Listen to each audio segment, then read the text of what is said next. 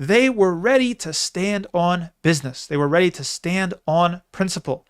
They were not tricked by materialistic causation and concerns like, oh, we don't have enough. Oh, let's put our person on the inside. Let's ingratiate ourselves to power. Let's get someone appointed in a high position. Let's make compromises and get on the inside. And then one day, 15 years, 20 years, 30 years, 50 years later, we can convince them not to kill us. That was not the politics of the Prophet ﷺ. That was not how the Prophet ﷺ dealt with his genociders and his murderers and his killers.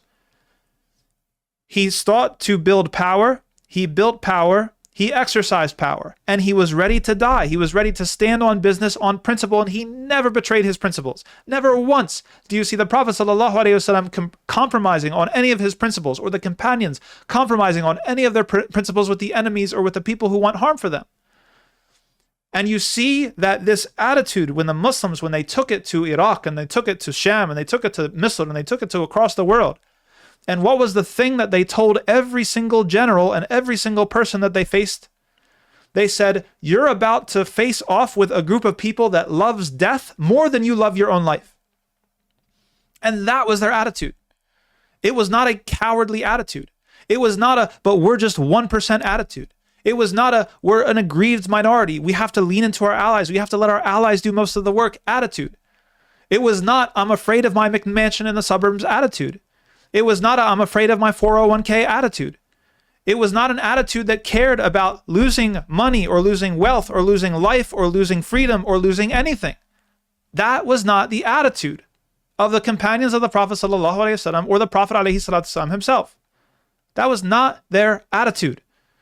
Their attitude was, aren't we on the truth? Isn't this the truth? We are ready to die for the truth. What do we have to sacrifice for the truth? We believe in Allah subhanahu wa ta'ala just like Marcellus. We believe in Allah subhanahu wa ta'ala and we're ready for anything. We're ready to pay any price. We're ready to sacrifice any sacrifice. And that is when you have honor. That is when Allah gives you honor. That is when Allah takes the fear from your heart. That is when Allah stops the fear from entering into you. That's when He gives you tranquility.